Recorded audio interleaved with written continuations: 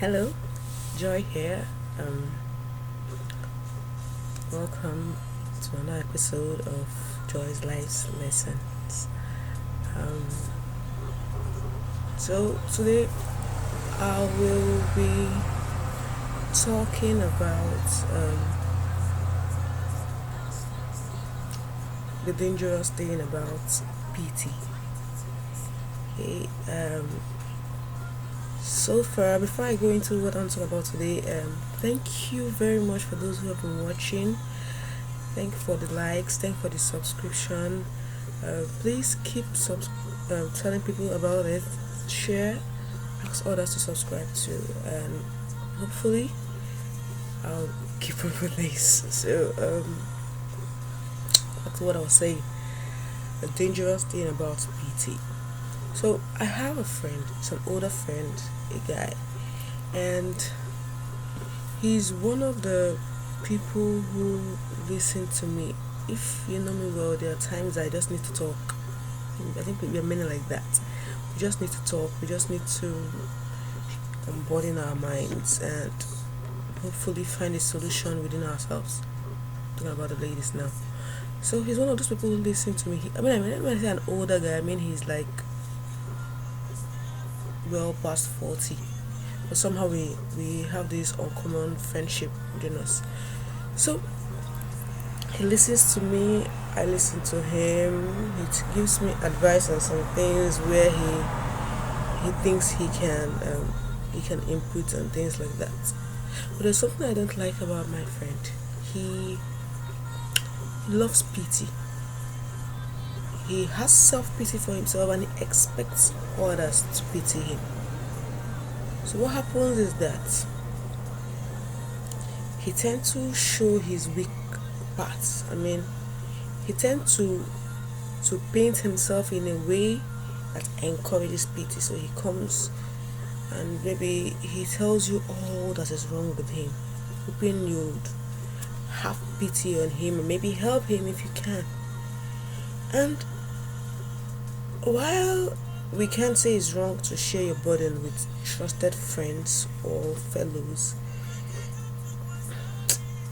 that kind of life at its time gets pitiful, gets sad, gets drear. Nobody likes someone who always portrays sadness. Each time we see you, you're always downhearted.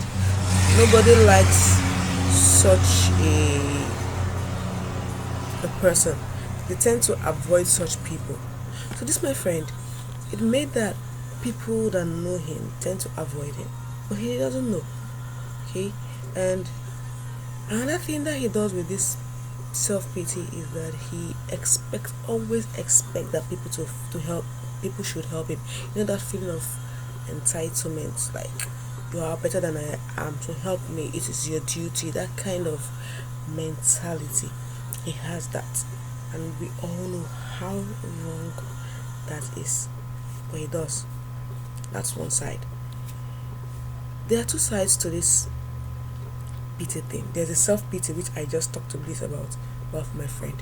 Now there's a pity you have for others. There's a pity you have for yourself, and there's pity you have for others. I talked about that you have for yourself. You think, oh, my life is bad, I'm sad, help me, this will be better, why me, oh my god, my own is always like this. You get? That's the self-pity. Then there's the pity you have for others. A friend of mine recently wrote on her Facebook wall, and I resonated with it immediately, so it stuck in my mind.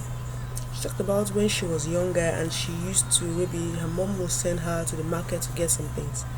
And getting there, she will see some produce or products that are not in the best conditions, so they are not fit to be bought actually.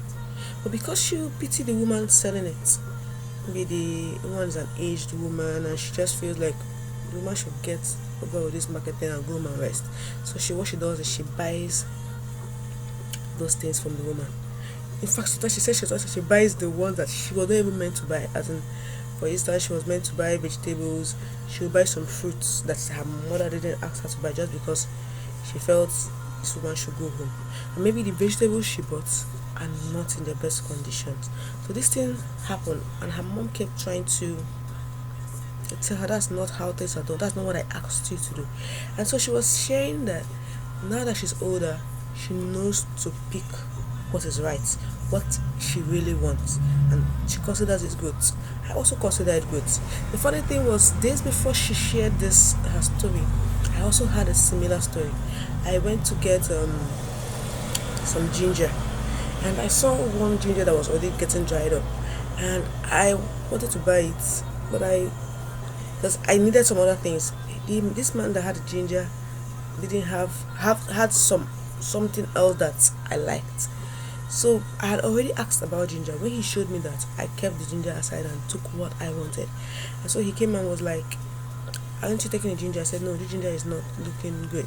I'll go get from somewhere else." And he said, "Okay, I'll give you for a lower price." It was tempting again, and I got a ginger. It was a lower price, a bigger bulk. But the thing is, I didn't use it all that day. So the longer it stayed with me, the more it dried up. And so my mom asked me for ginger, and I showed her, and she was like, "Is this what you bought?" I told her, "Well, I bought it at a cheaper price." And even when I told her that, I felt very stupid saying that.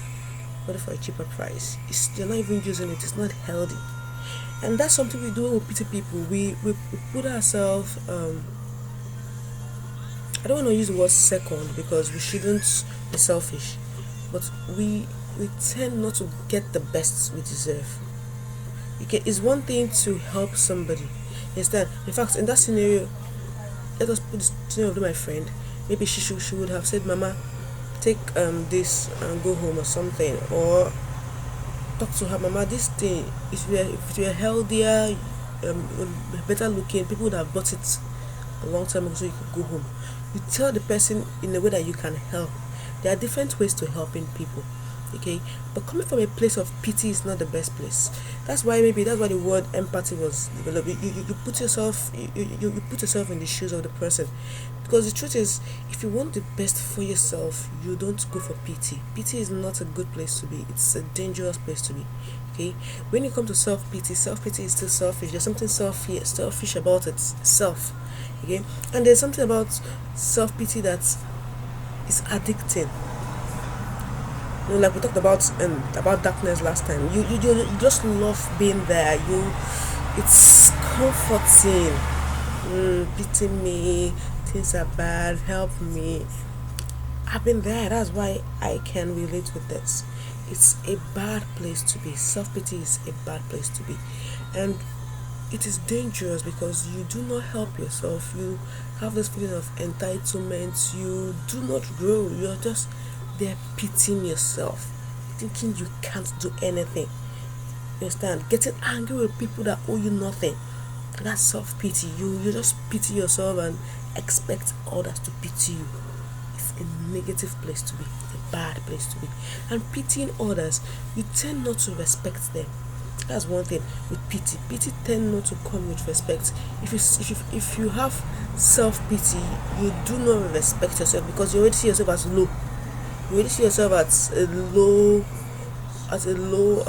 level in life, so you don't have any respect for yourself. You just think, well, I'm already down, so I'll just be there, and everybody should pass my head when they pass by. And when you pity others, you do not come from a place of equality or respect. You're coming from a place of, I'm helping you, and you most times you grumble. Imagine me buying that ginger, and I'll be like, should I buy this thing? No, I shouldn't have bought this thing. No, I shouldn't have. You're grumbling. You that can be done away with by taking away self pity. Don't pity people. Help them. Stand up. Make them dignify them by treating them as equals. Dignify them by speaking to them as people who you respect and want to get better. So for the man with the ginger, you tell him straight up, "I'm sorry, sir. I can't buy the ginger. It's not looking fine. I'll go somewhere else. Maybe next time get fresh ones." For the woman, tell her, "Mama, if this thing were healthy, we would have sold it, finish and go. Take this and maybe go home if you can, but I can't buy this. I'd rather buy from someone else." And when we do those things, we help people get to their best level. We help people be the best they can be. You understand? And that goes for the same thing when you keep feeding someone, instead of teaching him how to fish. There's something belittling about begging.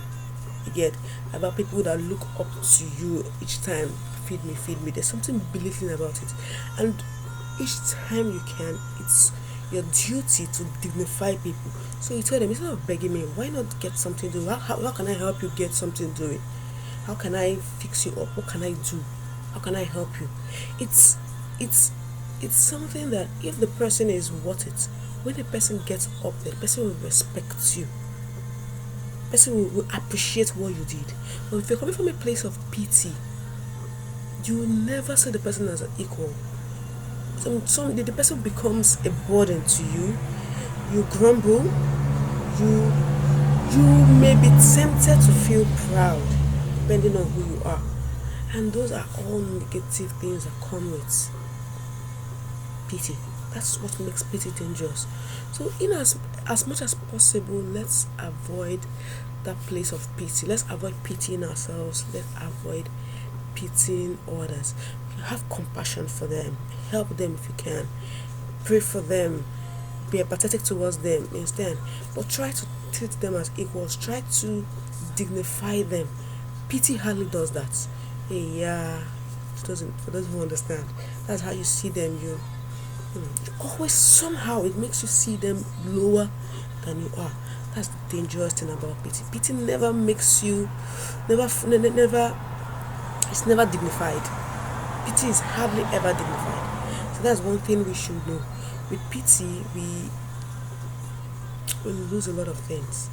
So the best of there are many other ways we can relate to people. We can have compassion on them. We can be empathetic towards them. But avoid pity. Avoid self-pity and avoid pity for others. Stand up. Dignify someone. Dignify yourself. Lose the feeling of entitlement and do something about yourself and others. But never pity them, because pity has a dangerous side to it. So that's it. I will see you next time. I hope you've learned something about pity this day. Talk to you later. Bye.